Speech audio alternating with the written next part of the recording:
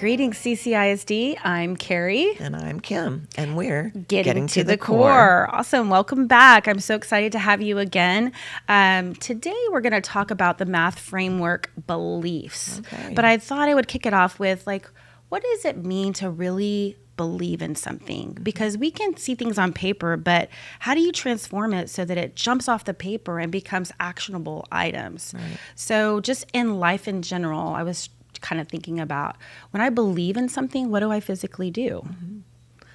I mean, I don't know. When I think about belief, I think about commitment. I think about faith. I think about, working toward whatever that belief is. I believe in my family. I believe in my faith. And so with that, I practice. I practice my faith. I practice family time. So I believe I think it's about doing something about that strong connection, that heart, that I know that it's going to get to a greater good. So yeah, I even went back to thinking about, I had this deep belief in Santa Claus. That was huge to me. And my mom had this golden book, and she read the story about Santa Claus, about how he started out and everything. And it was just amazing. So I wanted Santa Claus to come to my house. Right. That was really important to me. And Right. I believed in him so much. But I knew that I had to be good, right? So I really made sure that I was the best little big sister, the best daughter. And I believed in that because I knew that if I was naughty, right. He's not coming. That's right. And then the day, Christmas Eve, and my parents were so wonderful because they would do things to really help the belief. Right. They would do, hang up stuff, and they'd have me sit down and write the letter. Right. So I wrote this beautiful letter, and I put out cookies, and I put out milk, and I made sure it was warm because I hear that he likes warm milk. Yes, definitely. And so I really believed in it, and he came every single year, and he comes every single year. But I think it's because I put the energy into it. So I think of putting the heart, I like what you said, and the energy where you're actually doing things to help support it is critical. Well, and I'm just thinking what a great analogy that you just said, Cary. When you think about your behaviors aligned with your belief, what you were wanting, what the outcome was. So you put in behaviors. But then I also want, you just mentioned your parents. What was their part? And I think about that when we believe in something, we're developing something for the greater good, which in this case is our mathematics framework. We're bringing everybody to the table, but there are several different components. We have the student that's receiving, we have the teachers that are delivering, we have board members and community members that have goals that we are trying to meet to help our city. And so I just think about the analogy you used with Santa Claus and how we all play that same kind of role. It wasn't just your beliefs. It was you and your families. And that was critical. And I think that's why the committee said they were very adamant about including parents and thinking about every role. And so built out in the framework, it has the four beliefs, but it also has the roles and responsibilities of each individual that helps make this framework a walking, living, breathing plan, which is critical. So and that leads me to those four beliefs. And so the framework, which, by the way, is located in every math framework blueprint that was pushed out to every math course in Canvas. And that was critical because everybody needs to see that vision. So there's a graphic created to make sure everybody understands what those four are. So I'm just going to kind of read one, and then kind of tell me what your thoughts are, and you can do the same for me on the other one. Absolutely. So the first one here is the balance of conceptual and procedural. Right. I think kind of like speaking in our last podcast, and we talked about memorization, rote memorization, steps, 1, 2, 3, follow me. I think that you're balancing that type of teaching, because there is a certain fair amount of memorization, with why are we doing this math? This looks like that, this cube equals 1. That means, 1-to-1 correspondence, and teaching our children that. So there has to be a healthy balance. And like I said in the last podcast as well, each grade band, each grade levels, elementary, middle, and high school, are going to have different amounts of procedural versus conceptual. Yes, and so levels of complexity in there. Yes. Absolutely. So that's what I'm seeing, is that we're really looking at what that balance is for that student in that particular grade level as it relates to the content or student expectations they're expected to learn and master. Yeah, and that's where that curriculum alignment is so important. Right. That spiraling of skills. Yep. So because if somebody missed it, you have to go back and reteach it so they can get that next level of complexity, which is so hard. That's a challenge. Yeah. It's a challenge to do, but I think we can definitely do it. Okay, so Cary, I'm going to bring to you this. Okay.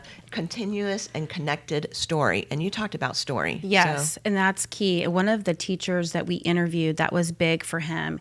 He was saying how important it was for the kids to understand that mathematics is a story and that where they're coming from. So if they're coming from third grade, they have learned a specific skill set that they're going to need to use to apply to now this next type. So that's what the committee was talking about, is not having to feel like you had to reteach everything every year, and having that consistent curriculum across the district. Because if everybody's doing their own little thing, we're not telling the same story. And so if a kid goes from one school to another and we're not consistent and it's not aligned, then they're going to miss out, and there's going to be all these gaps. Yeah, and we can't ensure that excellent and equitable education is happening from one zip code to the other. Right. And that's really important. The other piece about the connected story that I just wanted to add too is, as we talked about, story problems at the back of the book, you can choose or not choose. One thing about having this consistent curriculum, high quality instructional material curriculum, is that there are lessons that are embedded, that are engaging, that, as you said, when a student moves into 5th to 6th grade, we're learning how to multiply fractions. They can go back to that particular lesson, and everybody has this shared experience across the district. In 6th grade, the teacher can refer back to, do you remember in 5th grade that lesson about lockers, or the lesson about the brownie pan and how when you multiply fractions that the number gets smaller? They're able to go back. That's part of that story. It's that reference point that they need in order to move.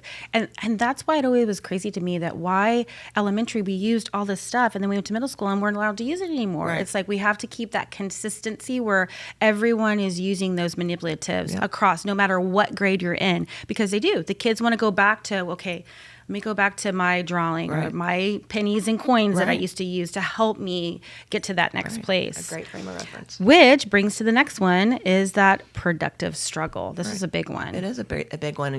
We see productive struggle not just in math and anywhere. And I think that's, us feeling so empathetic and sympathetic to our students that we want to give them a way out. It might even start with really good wait time. I know our teachers are really good at wait time, but it's more than that. It's actually watching the students start and stop, thinking through, the teacher's walking around and she sees where there might have been an error or the student misunderstood the concept, and her giving that student ample time to wrestle with the actual math that they're expected to do. Yes. And it needs, sometimes people have this misconception that when we're allowing productive struggle that we're not helping them. Right. And we don't want anyone to think that. But you have to have the wait time.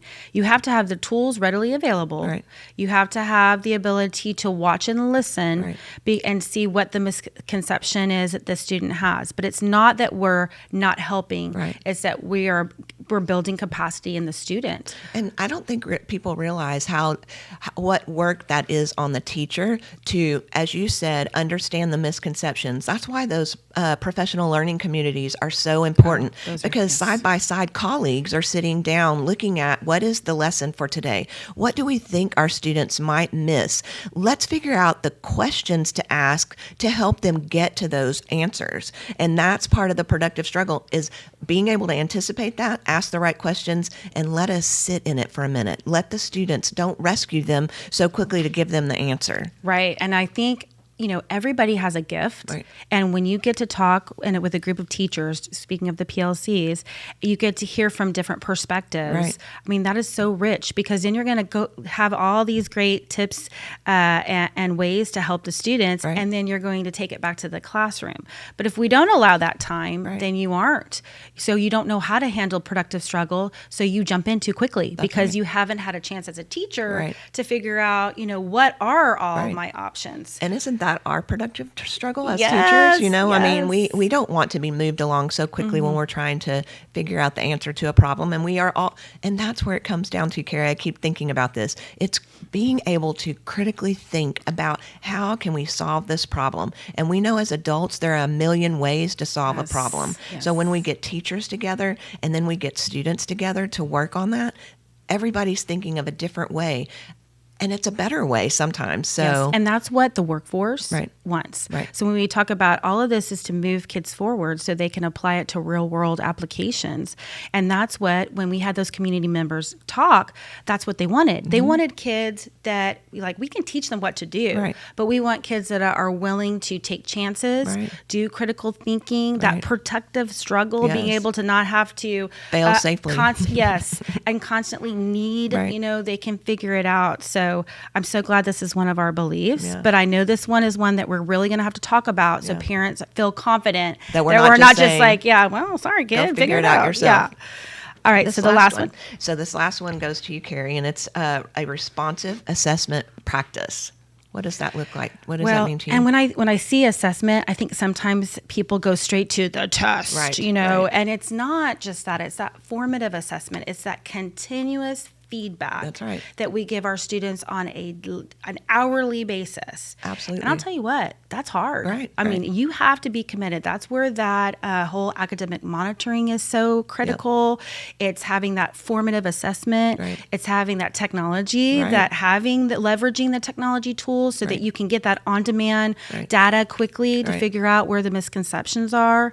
But I think the plan of having daily, weekly, monthly, but not scary. Right. It's not about we're going to test these kids. Right. It's about, no, we want to see where they're at, because each day we're building and we got to make sure that each brick and each thing that we're building is super strong. So that way they always have it. They always remember it. Something I want to, share out with our parents that our teachers are so excellent at doing. And so when we say an assessment can look like an exit ticket at the end of the day.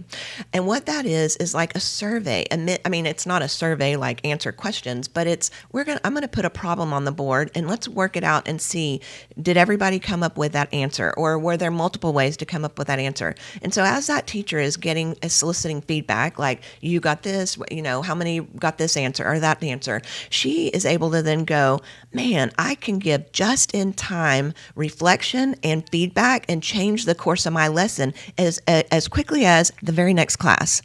I happen to be at a middle school that they were diving into their exit tickets. And so I think that's really important, because you started out by saying that an assessment does not mean necessarily pencil and paper, multiple choice, star practice test. Right. It is a variety of ways for us to correct in the time, in the moment, so we can make sure that our students don't go home with crystallized incorrect thinking. Right. It's that on-demand feedback Yes. that they need. I remember back in the day, I would have stacks of papers that I had to grade. And by the time I graded them all, we were already on the next topic or concept. But now we have the ability to assess on a daily basis using Nearpod, Lumio, the exit tickets through Canvas, paper, pencil, Post-it notes. Right. I mean, there's so many ways Absolutely. that we can leverage everything in our room, because we need to help students on a daily basis move forward. That's right. So thank you, Cary. yes, I think these 4 beliefs are awesome. I'm glad we made the graphic so we can help people understand where we're at. And the next couple podcasts will all go deeper in each of these so that we can see what teachers are saying and what students are saying and our specialists. So I'm excited to keep on believing in the plan and make these actionable items. One last thing I just wanted to address that I love that our team developed this graphic with is where it said the title, Math mathematics, and it's a tool of empowerment for life. Yes. I just love that these are 4 different components, but really the whole deal is that we want our students to be empowered for life with math. Yes. So thank you. Awesome. Well, I'm Cary. And I'm Kim. And we're getting to the core.